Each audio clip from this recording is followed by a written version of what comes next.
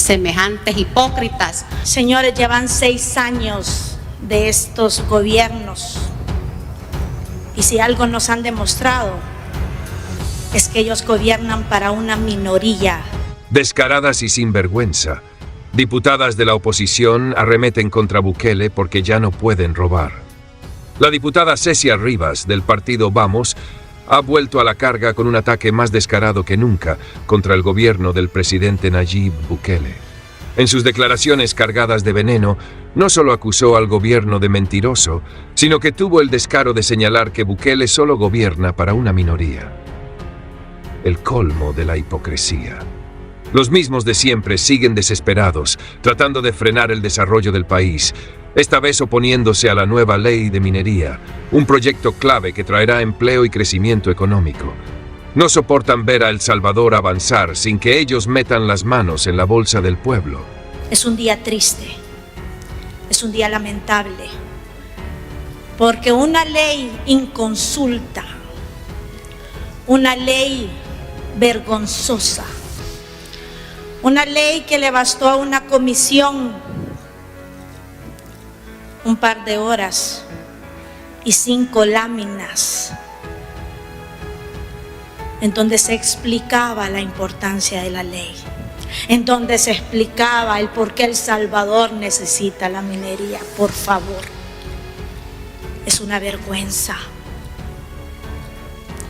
Lo que está pasando pone en riesgo la vida de los salvadoreños. 35 artículos de esta ley están marcando el futuro de generaciones salvadoreñas. Qué bonito escuchar que digan que el Estado será el único que va a explorar, que va a explotar. Señores, llevan 6 años de estos gobiernos y si algo nos han demostrado es que ellos gobiernan para una minoría privilegiada. Es que ellos gobiernan no para la gente. Eso nos han demostrado. Y bien lo dijo la colega que me antecedió. Es una ley centrada en el Estado, no en los salvadoreños, no en la persona humana, no en la salud de la gente. La diputada de Vamos, Cecia Rivas, anda fuera de control, desatada y sin bozal, lanzando ataques rabiosos contra el presidente Nayib Bukele y su exitoso régimen de excepción. En su más reciente berrinche, no perdió la oportunidad de defender a los pandilleros y criticar las medidas de seguridad que han liberado a El Salvador del terror. Increíble. Ahora sale a quejarse de los desaparecidos. ¿Por qué le duele tanto el régimen de excepción? Mientras el pueblo celebra la seguridad y la paz, Cecia Rivas llora y grita que el régimen no está funcionando. ¿Será porque encerraron a sus primos y amiguitos en el Secot, la megacárcel que se convirtió en la tumba de los pandilleros más temidos? ¿Será que extraña las extorsiones, los asesinatos y el caos que su partido jamás combatió? Porque está claro que su rabia no es por la gente honesta, sino porque su círculo de compadres delincuentes ya no puede hacer de las suyas. El pueblo salvadoreño ya despertó y no se deja engañar por politiqueros que prefieren ver el país hundido en el miedo y la violencia. Mientras Bukele sigue limpiando El Salvador, los mismos de siempre siguen llorando porque se les acabó el negocio sucio. No somos el país más seguro del mundo. O le pregunto al salvadoreño, usted cuando le acaban de pagar va a ir al cajero ahí del centro y se va a subir en el bus con todo ese dinero. ¿Usted deja sin llave su carro? ¿Usted deja la computadora allí en el carro? ¿Usted todavía quiere andar a las 11 de la noche? No, nosotros en el centro histórico vemos que andan los turistas, pero el salvadoreño en día de semana quiere ir a dormirse porque el siguiente día hay que ir a trabajar, porque si no, no hay comida. Veamos. Pero la cosa no queda ahí. Otra de las piezas del ajedrez corrupto, la diputada de Arena, Marcela Villatoro, se sumó al ataque calificando al gobierno de Bukele de hipócrita y mentiroso. ¡Qué ironía! Viniendo de los mismos que dejaron al país en ruinas, sumido en la corrupción y el crimen. No les interesa el progreso de El Salvador. Lo único que les duele es que ya no pueden meter las uñas en los proyectos que benefician a la población. Por eso se oponen a la ley de minería, porque esta vez no habrá sobresueldos ni comisiones bajo la mesa para los corruptos de siempre. El pueblo salvadoreño ya despertó. No permitirán que estas marionetas de la vieja política sigan poniendo trabas al futuro del país. Bukele sigue firme y ellos están cada vez más desesperados. La minería mata. Ahora, mañana y siempre. ¿Cuántos salvadoreños van a morir por la culpa de ustedes? Una lástima que a ustedes les va a tocar votar, como les digo, en manada. Porque les mandan de casa presidencial un proyecto que saben perfectamente que va a traer muerte a este país. Pero prefieren tener su salarito mensual, el premio a una reelección, que velar por la vida de los salvadoreños. Semejantes hipócritas. Ahí ponen puesta nuestra fe en Dios. Dios dice también: no matarás. Y eso es lo que van a hacer ustedes: matar a la población salvadoreña, envenenarles el agua. Mentirosos, porque también dicen que dentro de la ley dice que solo el Estado va a ser el que va a explotar, pero no leen el resto de lo que dice el artículo 6, y se lo voy a leer, población salvadoreña. Dice que también se podrán hacer actividades a través de sociedades a donde el Estado tenga participación accionaria. O sea que envenenemos a la gente, pero tengamos pisto. ¿Eso quieren? Pisto. Matar a la gente. Que los intereses económicos estén sobre la población. La Constitución a ustedes los manda a que ustedes tienen que proteger la vida y la salud de los salvadoreños, y esta es la obligación de nosotros como legisladores, y este día están haciendo todo lo contrario al tomar esta decisión, diputados. No sean bayunquitos al ponerse a comparar a El Salvador como Perú y Chile. Nosotros no tenemos ni la misma extensión territorial ni la misma densidad poblacional a la que ustedes se están refiriendo, y se lo voy a decir por qué. Porque El Salvador cabe 36 veces en Chile. El cinismo no tiene límites. Los mismos de siempre, esos políticos arrodillados ante los criminales, ahora exigen que liberen a los pandilleros, como si fueran angelitos inocentes. Claudia Ortiz, la diputada de Vamos, pero al servicio de las maras, grita con desesperación: ¡libérenlos ya!, sin importarle las miles de familias que han sido destrozadas por estos monstruos. Libérenlos ya, libérenlos ya. Porque hay gente que está sufriendo, que está en riesgo su vida, su integridad física, y que además no se construye la paz y la justicia en un país mediante injusticia. ¿Acaso ha olvidado los ríos de sangre que dejaron las pandillas? ¿O será que en el fondo su verdadera lealtad está con esos asesinos y no con el pueblo honrado? Y mientras esta élite corrupta llora por los derechos de los pandilleros, las víctimas siguen sufriendo.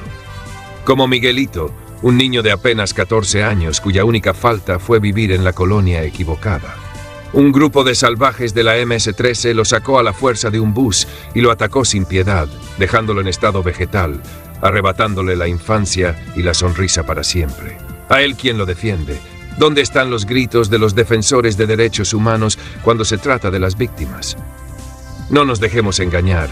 Los enemigos de Bukele no son opositores políticos, son cómplices del terror. Estamos aquí con Miguelito, él de la pandilla La Mara Salvatrucha lo dejó así. Y yo, digamos, incluso hablé con personas y les decía: ¿ustedes consideran que será sano, conveniente mostrar a Miguelito? Y me decían: sí, Cristian, es que ahora es el tiempo de las víctimas de hablar. Aquí nos enseñaron a ver, oír y callar siempre, o sea, es más, estaba pintado en los muros. Uno tenía miedo de hablar. Que Miguelito era un niño en ese tiempo de 14 años. ¿14 años? 14 años tenía en ese tiempo. Fue un 1 de octubre del 2014 que empezó todo, pero a todo eso Miguel era un estudiante ejemplar. Siempre sacaba 10 en las materias, inclusive era el mejor estudiante en ese tiempo del profesor. O sea, él fue como una inocencia haberse subido a un bus donde lo llevó, donde era la mara contraria. Entonces, ese día se fue, yo lo vi raro y bueno, se fue, ¿verdad? Después como a las 11, 12 de la mediodía me llamó mi mamá. En ese entonces mi mamá estaba con nosotros. Que supuestamente, bueno, que mi hermano lo habían apuñalado y que estaba en el hospital bien grave. En ese entonces ella fue a firmar para que lo operaran rápidamente. Había unas vecinas que iban ese día en ese bus. ¿Y él a qué hora se fue de la casa? Como a las 9 de la mañana. Como a las 9 de la mañana. ¿Y 3 horas después? Fue que le llamaron a ella. Pero como a las 11 él ya estaba en el hospital Sacamil, en el Nacional. Porque, vaya, se fue en el bus y dicen así otros vecinos de que vieron que el motorista de la ruta 46 le llamaron a los bichos. Como que se puso a hacer una llamada. En ese entonces dice que como que le estaban dando información que iba un niño de la contraria. Y entonces él pues siguió el camino, no se fijó en qué bus se iba. Cuando de repente solamente relató una vecina de que vio de que se subieron como 4 bichos y rapidito lo bajaron. Pero él dicen que gritaba, que no se quería bajar. Pero así como él era solo contra 4, lo bajaron entre todos. Y ahí es donde dice de que lo apuñalaron 17 veces en todo su cuerpo y que lo dejaron como tirado en una quebrada. Pero todo eso él ¿Eso se por dónde levantó, fue? Por la Granada, porque ellos son contrarios a los de aquí. Son MS. A todo eso él, o sea, con todas esas heridas de todo su cuerpo, él se levantó. Todavía ahí estaba lloviendo y dice que pidieron ayuda para que lo ayudaran. Llegó la policía, pero a todo eso dicen que no querían ayudarlo porque como lo veían todo sangrado, pensaban que era un bolito y o sea, se veía todo indiferente, no parecía él. Entonces, al final lo ayudaron. La hipocresía de la oposición no tiene límites. Cecia Rivas, una diputada suplente sin peso ni vergüenza, sigue soltando veneno cada vez que abre la boca para atacar el gobierno y las medidas de seguridad. Ahora resulta que los pandilleros son jóvenes trabajadores desaparecidos y no los despiadados asesinos que aterrorizaron al pueblo salvadoreño por décadas. ¡Qué descaro! Se nota el desespero de los mismos de siempre, viendo cómo se les acabó el sucio negocio que tenían con las pandillas y esas falsas organizaciones de derechos humanos que jamás defendieron a las víctimas. Antes del régimen de excepción y del plan control territorial, El Salvador era un infierno donde el pueblo honrado vivía con miedo. ¿O ya se les olvidó cómo se vivía en La Campanera y en cientos de comunidades sitiadas por mareros? Miles de salvadoreños inocentes fueron asesinados de las formas más crueles, arrancados de este mundo por los mismos criminales que ahora la oposición quiere defender. Pero Bukele no se detendrá. Su mano dura sigue firme, aunque los corruptos griten y pataleen. El pueblo salvadoreño ya despertó y no permitirá que regresen los tiempos oscuros. José Miguel Ángel Majano Rivas. Tenía 26 años y me lo mataron, amigo. A puro plomazo. Plomazo. Allá por el barrio San Miguelito, donde era el Banco Agrícola. Por allí, que me lo mataron. Allí estaba estudiando él, estaba estudiando para pastor, solo nomás le faltaban 3 meses para graduarse, amigo. Entonces los pastores más altos que era una organización de pastores, allí lo tenían estudiando. Tenían como 12 jóvenes allí. Ellos salieron a la tienda a comprar unas gaseosas y golosinas. Entonces le dijo uno al otro, el pastor le dijo, vamos a comprar una sola para que miremos una película. Le dijo, no, que no tengo ganas. Le dijo, vamos, voy yo, le dijo, vamos. Y entonces salieron los dos. A mi hijo le zamparon un solo aquí, en los sentidos. Al otro le pegaron aquí, en la mera aquí atrás. Él quedó inválido, pero de aquí de los pies se quedó inválido. Que mi hijo no, que mi hijo solo me lo dieron. Y yo lo que quería era que pagaran renta. Que por eso me lo mataron. De la Mara MS. Y me lo mataron, amigo. Yo siento ese dolor de mi hijo que me falta. No se recupera, lo estoy recuperando un poco, porque antes yo solo más que hablaba a mi hijo que me pone ya a llorar. Pero hoy ya estoy un poquito recuperando ya. ¿Qué cuesta? Perdón para ellos ya no.